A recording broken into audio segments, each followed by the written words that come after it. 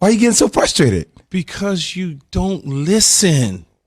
Yes, I made the comment, but he's getting ready to tee me up, not about them being great. The comment is about them having the players stay on board because Tom Brady's relationship with them may change the way they think. Not about me and you and Zubin and all these mixed bags be playing the quarterback position for the New England Patriots would make them better. No matter who the hell they had underneath the center, they still was probably going to wind up being 3-4, 2-5. That's why Tom Brady was smart enough to bolt to Tampa, because he looked at that roster versus his roster and said, no, you're not getting ready to do this to me. And I get that. But when you look at it, as we said on our pre-production call, is that because of the relationship that you have with your teammates sometimes can influence them on making decisions to remain with a team. Now, I don't know all the reasons everybody opted out. I mean, some people opted out in the National Football League because they weren't going to make the team, and it was an opportunity to still get a check. Because if you opt out, you still get paid a certain amount of percentage of your contract.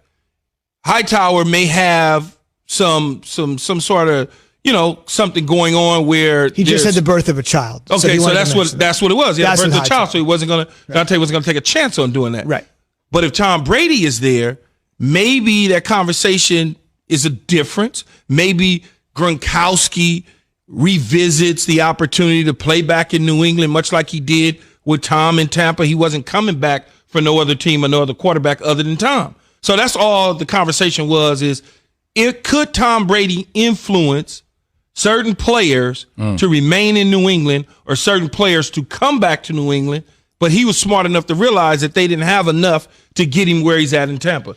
That's the comment. It is interesting, though, for a guy like Tom Brady or LeBron James, where it's, hey, look, if you have an opportunity to win a championship, you're obviously going to look at things completely differently, right, Key? Like if Tom Brady's there, and I agree with your point. They're not winning in New England. I know they're not winning it, but still, like it's a different kind of unsaid pressure when you have a guy in a position like a LeBron James or a Tom Brady, when you know that they're there around you and the winning atmosphere. Hey, we can make things. They can make a lot of things out of nothing. Yeah, right? It'll be a little bit different. But Tom saw it. He saw it. So Tom was like, you're not getting ready to ruin my career like this. What's left of my career. I think what Keyshawn is indicating is that Brady knew far before Belichick made it public a couple days ago, excuse me, that we essentially sold out to win the Super Bowl. We don't have the salary cap room, and those are obviously numbers Brady would be privy to.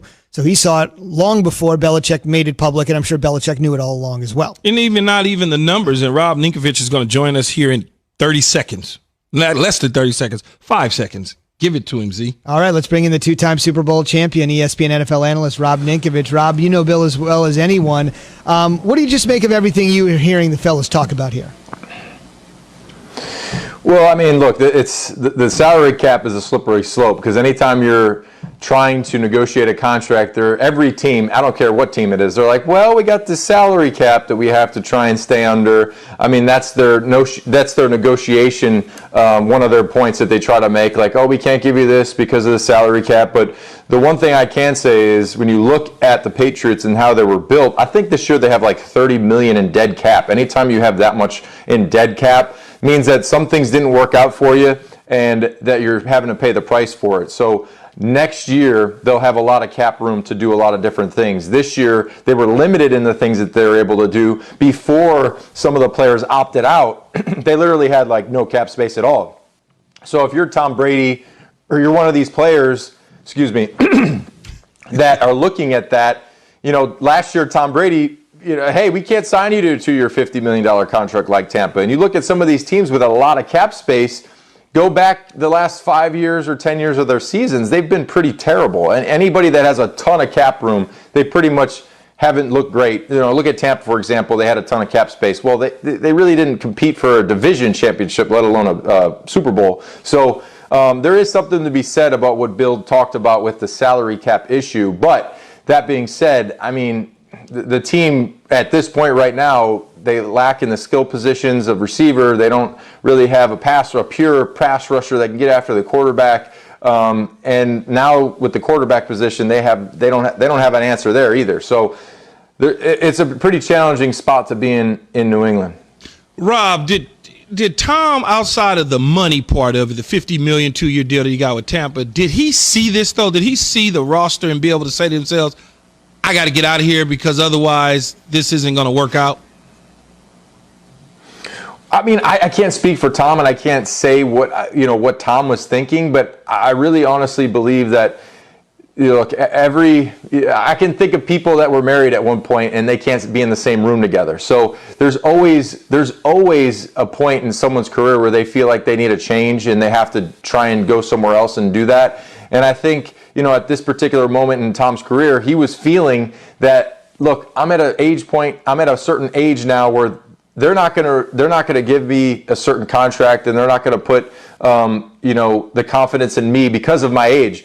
I mean, I can tell you firsthand, I've had conversations in negotiating with contracts when I was 32, and they said I was too old to play defensive line. So it's like, all right, well, I'm 32 years old.